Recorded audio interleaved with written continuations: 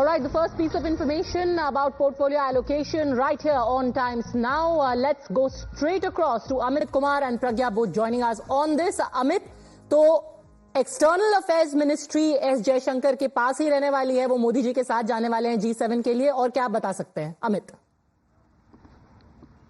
जी देखिए, जयशंकर के उनके साथ जाने का मतलब है कि वो मंत्रालय उनको रिटेन है। हालांकि पोर्टफोलियो का डिसाइड नहीं हुआ, लेकिन क्योंकि उनको इटली जाना है G7 के लिए, उसमें पार्टिसिपेट करने के लिए जाना है और जयशंकर उनके साथ जा रहे हैं, तो इसका मतलब एज अ विदेश मंत्री वो वहां पर उसमें हिस्सा लेंगे और ये बताता है कि वो विदेश मंत्री उनको फिर से रिटेन होंगे। और ये थोड़ी देर पहले भी हम लोग जब बात कर रहे थे तो ये कह रहे थे कि जिस तरह से तमाम एक्सपीरियंस मिनिस्टर को कंटिन्यू किया गया इस सरकार में, इससे लगता है कि जो डेवलपमेंट के एजेंडे को कंटिन्यू करने की बात हो रही है, तो शायद वही मंत्रालयों को ऐसा ना हो कि जिन मंत्रालयों को मंत्रालय की जिम्मेदारी पुराने मंत्रियों को दी गई थी उसको कंटिन्यू किया जा सके। उसकी पहली झलक यही कि विदेश मंत्री के तौर पर जयशंकर को रिटेन किया जाएगा, इसका संकेत वो मिल गया है क्योंकि वो जा रहे हैं। इसी तरह से आप देखिए कि दूसरे भी मंत्रियों के बारे में हालांकि कहा यह जा रहा है कि देर रात तक ये लिस्ट आ सकता है, इसकी जानकारी सामने आ सकती है कि किसको क्या मंत्रालय मिल रहा है। और जो कयास है, क्योंकि अब सिर्फ कयास ही लगा सकते हैं, लेकिन इस तरह के संकेत जो फिलर्स हैं वो बताते हैं कि जयशंकर रिटेन कर रहे हैं विदेश मंत्री।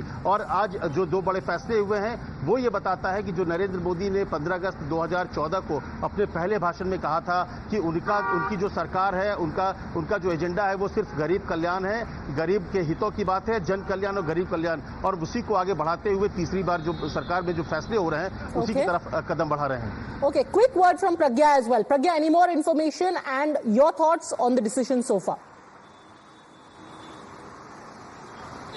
Well, I would say the foreign policy had been at the core of Modi government achievements, and in fact, if you remember, there had been ambassadors who were part of this campaign who visited each and every important city, and in fact, one of Prime Minister's rallies as well, to say that we are doing free and fair election.